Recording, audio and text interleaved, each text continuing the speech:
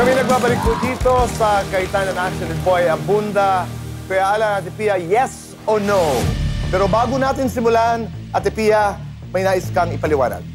Yes, actually, makinig kayo mga Maritime. Ang request ko talaga sa segment natin ito ay may matutunan tayong lahat in view of, so for many years, lagi ako may exhibit sa Senate on VAUSI, and then I give talks all over the country, and we continue to do that. So I'm so happy that we can do it here in my other home, Cayetano in Action with Boy Abunda, because it is our goal in this show to educate people about their rights in the law and to also make us better human beings, di ba? So yan ang theme natin. Mga questions about violence against women and children. Maraming salamat. Ang unang katanungan. Sa akin po, dito po. Kuya Alan, Ate Pia, maaari po bang mag-issue ng protection order ang barangay upang maprotektahan ng biktima mula sa pananakit? Yes or no? Yes, kasi when this law was made, na-realize ng mga lawmakers, and 1 year yan before ako naging senator, so dinatnan ko na yan, na-realize nila na sa barangay pa lang, hindi pwedeng ang court lang ang magbibigay ng protection. Dahil bago ka makarating sa korte, matagal pa.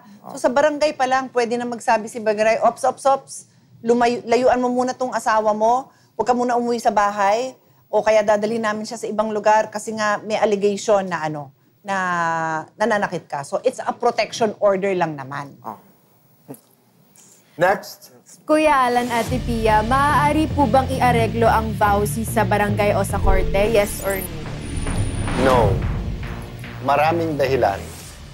Ang isang dahilan nga, aside from it's a crime, is that alam natin na if you sweep that under the rug, tuloy-tuloy lang na mangyayari ito. And idagdag ko dati kasi, at nangyayari pa rin ngayon, ang pangkaraniwan na reaksyon ng kahit barangay man yun, or kahit sabi mo, leader ng community or kapitbahay, ay, awa ng mag-asawa. Naririnig ng nagpapatayan na, sumisigaw na yung babae, kahit pulis, tapos kunyari, kapitbahay niya yun, kainuman niya, away ng mag-asawa, huwag niyong pakialaman. Oo. Can you imagine? So ngayon, sinabi ng batas, excuse me, pag may alam kayong ganyan, kailangan yung tulungan yung babae, ilayo nyo, o anak, o kung sino man, dahil it is no longer yung away ng mag-asawa. No, it affects the community. It affects a human life. Okay. Claro. Next question. Kuya Alan, Ate Pia, pwede po bang kasuhan ng rape ang asawa? Yes or no? The answer is yes. Konting background, medyo bago-bago tong batas na to. Bago in the sense na nung nag-aaral pa lang ako ng law, hindi pa yan batas. And then like I said, nag-i-evolve tayo, nagmamature ang society.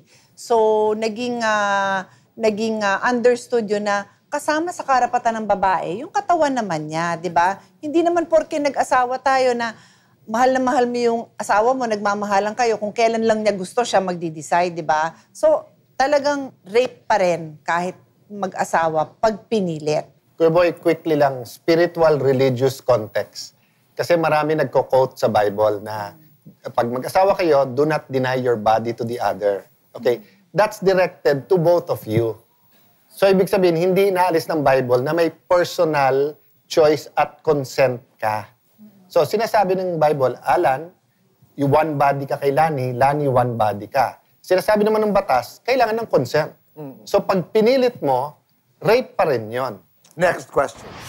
Kuya Alan, Ate Pia, curious lang po, no? And I'm sure, siguro katanungan rin to ng maraming babae. Kapag po ba sinasaktan ng karelasyon, tapos hindi sila kasal, pwede pa rin po ba itong kasuhan ng VAUSI? And the answer is yes. Ano yan basic naman yan. So, hindi trick question yan kasi very clear ang law. Basta karelasyon mo. So, kahit mag-boyfriend. I concur, hindi element na kasal kayo, pero element kasi may relasyon. Pero kung wala kang relasyon at sinaktan mo yung babae, kaso pa rin yun sa revised penal code. So, depende kung ano yung degree ng pagsakit mo sa kanya, whether serious or less serious physical injuries, kanyan.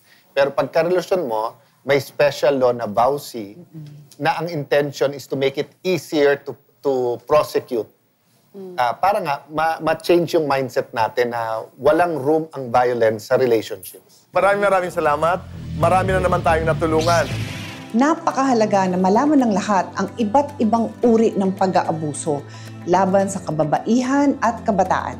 Ito ay pang-abusong pisikal, alam niyo na yon, yung pananakit, yung sexual, yung bang pinipilit kang makipag-sex o tinitake advantage ikaw, ang katawan mo, hinahawakan. And then, ang kasunod niyan is psychological.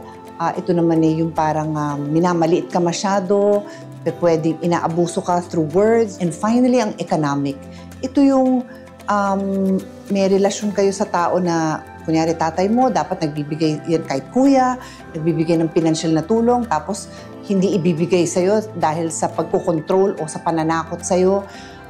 Yan ay mga uri ng pang-aabuso. As my father, the late Compañero Rene Cayetano, would always say, huwag magpaapi, alamin ang batas. Ito po ang inyong Kuya Alan. Kung may legal na kaalaman, mas mailalaban ang ating karapatan. Doon na tayo sa tama. Dahil sa batas, wala ho tayong kawala. Muli, maraming salamat po at kita-kita tayong lahat next week dito lamang sa ating munting programa, Ang Cayetano in Action with Boy Abunda.